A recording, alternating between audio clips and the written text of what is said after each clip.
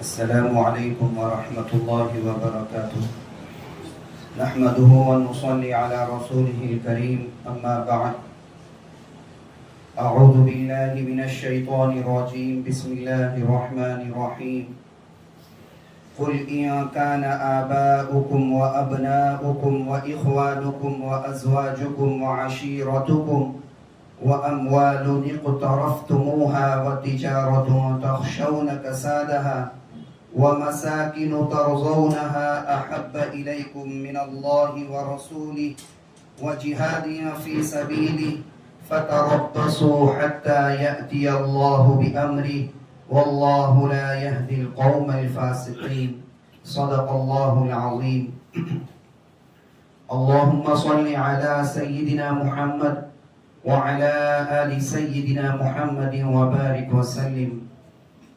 محترم دوستوں اور بزرگوں، پیغمبر اسلام جناب محمد رسول اللہ صلی اللہ علیہ وسلم کی ذات صرف مسلمانوں کے ایمان ہی کا مرکز نہیں ہے، بلکہ مسلمانوں کی محبت اور تعظیم و توقیر کا بھی مرجع ہے. اگر کسی مسلمان کے ماں باپ کو گالی دے دی جائے تو اس کا دل رسول اللہ صلی اللہ علیہ وسلم کی شان میں گستاخی کا عشر عشیر بھی زخمی نہیں ہوتا. مسلمان دینی اعتبار سے کس قدر بھی گیا گزرا ہو، بے نمازی ہو، شراب نوشی اور سود خوری میں مبتلا ہو، اور کوئی بڑا سے بڑا گناہ کرتا ہو، غیرت ایمانی اس کو ان بڑے بڑے گناہوں سے روک نہیں پاتی، تب بھی حضور کی شان میں گستاخی اس کو تڑپا دیتی ہے. وہ آپ صلی اللہ علیہ وسلم کے نام پر اپنی عزیز ترین جان، اپنے محترم ماں باپ اور اپنے متاع زندگی اولاد کو قربان کرنے کو تیار ہو جاتا ہے. اس محبت و عظمت کی مذاہب کی تاریخ میں کوئی مثال نہیں ملتی. حضرت موسیٰ علیہ السلام کی قوم نے حضرت موسیٰ علیہ السلام کو سامنے کہہ دیا تھا کہ تم جاؤ، تمہارے رب جائے اور دشمن سے مقابلہ کرے، ہم تو اس میں شریک نہیں ہو سکتے. حضرت عیسیٰ علیہ السلام کو بائبل کے بیان اور عیسائیوں کے عقیدے کے مطابق سر عام پھانسی دے دی گئی، لیکن امت عیسوی کا کوئی فرد ان کو بچانے کے لیے آگے نہیں بڑھا.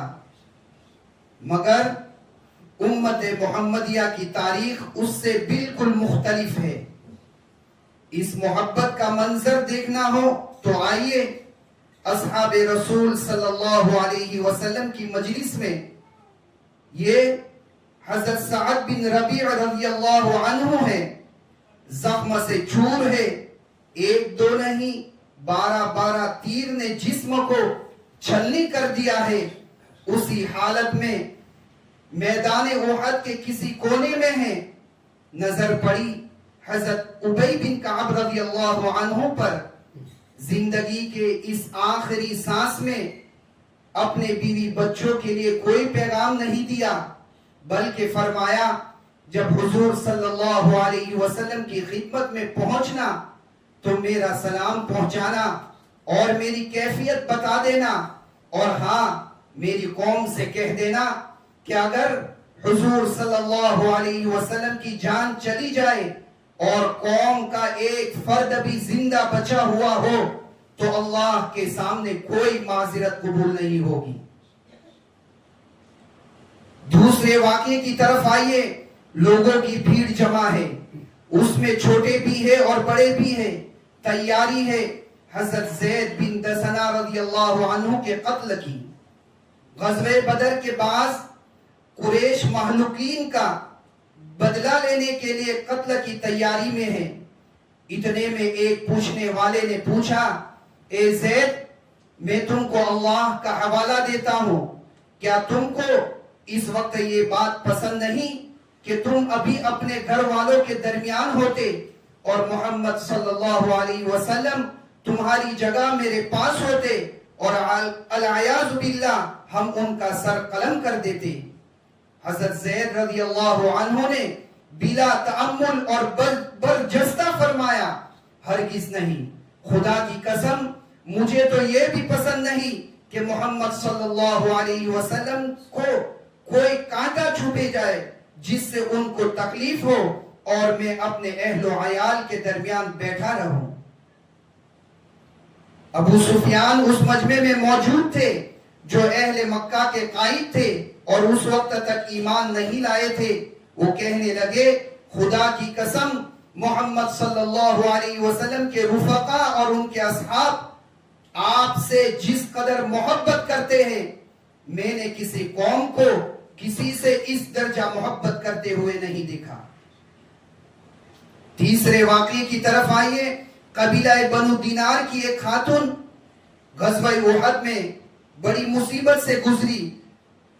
یکے بعد دیگرے ان کے شوہر، ان کے بھائی اور ان کے والد کی شہادت کی اطلاع دی گئی. وہ انا للہ پڑھتی ہے. اس صدمے پر جو فطری غم ہوتا ہے اس کا اظہار کرتی ہے، لیکن پوچھتی ہے، دریافت کرتی ہے کہ حضور صلی اللہ علیہ وسلم کا کیا حال ہے. لوگ کہتے ہیں اللہ کا شکر ہے کہ تمہاری چاہت اور خواہش کے مطابق وہ بخیر ہے. کہنے لگی مجھے ایک نظر حضور صلی اللہ علیہ وسلم کو دکھا دو. جب حضور صلی اللہ علیہ وسلم کی طرف اشارہ کر کے انہیں دکھایا گیا تو بے ساختہ بول اٹھی آپ صلی اللہ علیہ وسلم کے بعد ہر مصیبت ہیج ہے. اسی غزوہ احد میں ایک خاتون اپنے بیٹے، والد، شوہر اور بھائی کے ساتھ پہنچی. غزوہ احد میں ایک ایک کر کے یہ سب شہید کر دیے گئے. جب لاشوں کو دیکھنے آئی اور پوچھنے لگی کہ یہ کون ہیں تو انہیں بتایا گیا یہ تمہارے والد ہیں، یہ تمہارے بھائی ہیں، یہ تمہارے شوہر ہیں اور یہ تمہارے بیٹے ہیں. کہنے لگی رسول اللہ صلی اللہ علیہ وسلم کا کیا حال ہے. لوگوں نے ان کو آگے پہنچایا اور کہا یہ رسول اللہ صلی اللہ علیہ وسلم ہیں. انہوں نے بے تابانہ آپ صلی اللہ علیہ وسلم کے کپڑے کو تھام لیا اور کہنے لگی اللہ کے رسول آپ پر میرے ماں باپ قربان، جب آپ محفوظ ہیں تو پھر مجھے کوئی پرواہ نہیں. ہو سکتا ہے یہ دو الگ الگ واقعات ہو اور یہ بھی ممکن ہے کہ ایک ہی واقعہ ہو جس کو دو راویوں نے الفاظ کے کسی قدر فرق سے نقل کیا ہو. اللہ کی طرف سے صحابہ کرام رضی اللہ عنہم کے سینوں کو حضور صلی اللہ علیہ وسلم کی بے پناہ محبت سے معمور کر دیا گیا تھا. وہ کہتے تھے کہ میرا سب کچھ آپ پر قربان، اور یہ صرف الفاظ نہیں تھے. آج ہم میں بھی عشق کے دعوے ہیں. وہاں صحابہ کا دعویٰ تھا کہ میرا سب کچھ آپ پر قربان، اور یہ صرف الفاظ نہیں تھے بلکہ ان کی زندگی کا ایک ایک لمحہ اس جذبے کا عکاس تھا. یہ محبت صحابہ سے امت کو ویراثت میں ملی ہے. واقعی ایک مسلمان حضور صلی اللہ علیہ وسلم کی ذات سے اپنے وجود سے بڑھ کر محبت کرتا ہے. آپ صلی اللہ علیہ وسلم سے ایک مسلمان اپنے وجود، اپنی ذات سے بھی زیادہ محبت کرتا ہے.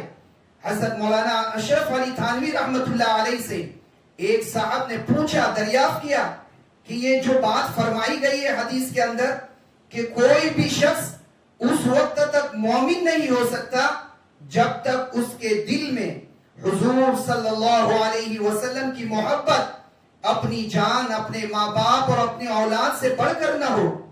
اس میں تامل ہوتا ہے، ایسا لگتا ہے کہ اولاد کی محبت بڑی ہوئی ہو.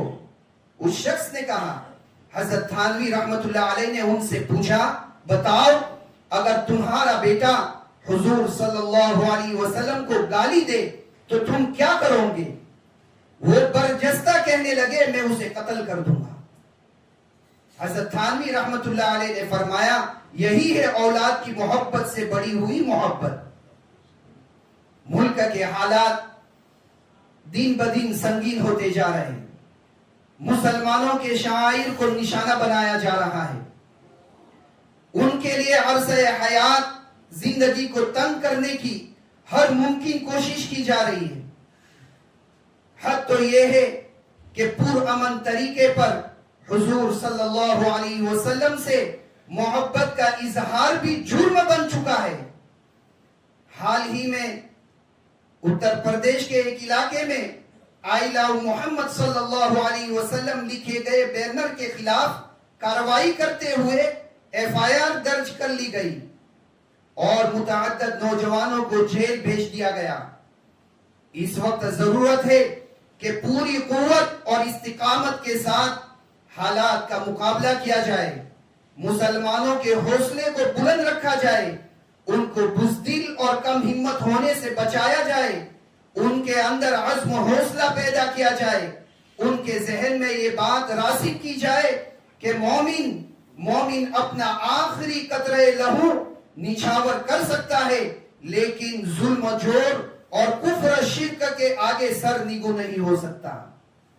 مسلمان وہ نہیں جو پھولوں کے سیج پر چلتے ہوئے تو اللہ کا نام لیتا ہے اور جب اسے کانٹوں پر گزرا جائے تو اللہ کو بھول جائے. جو خوشی کے ماحول میں تو اپنے کو مسلمان ہونے پر فخر کرے لیکن ظلم و جور کے سائے میں اپنے دین کا نام لینے سے گھبرائے اور مذاق اڑانے والوں کے درمیان دینی نسبت پر شرمسار ہونے لگے. اس ملک میں برطانوی اقتدار کے دور میں بھی اور اس کے بعد بھی مسلمان بہت سی آزمائشوں سے گزر چکے ہیں. انسانی خون اتنی مقدار میں بہایا گیا ہے کہ اگر ان سب کو کسی دریا میں بہا دیا جاتا تو شاید پانی کا رنگ بدل جاتا. لیکن ان سب کے باوجود ہمارے بزرگوں نے صبر اور ثابت قدمی کا راستہ اختیار کیا. انہوں نے مال و زر سے ہاتھ دھونا گوارا کیا.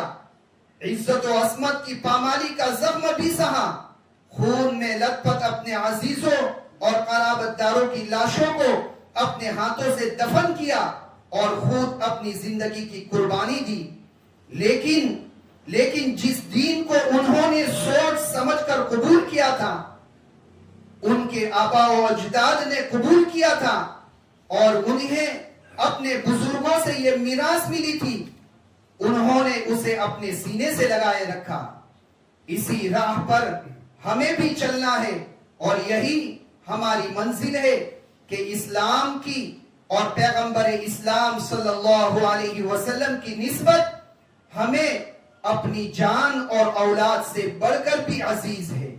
اللہ تعالیٰ سے دعائیں ہے کہ اللہ تعالیٰ ہم سب کو سنتوں پر عمل کرنے اور آپ صلی اللہ علیہ وسلم کی سنتوں سے محبت کرنے کی توفیق اور سعادت عطا فرمائے. وآخر دعوانا الحمد للہ رب العالمین.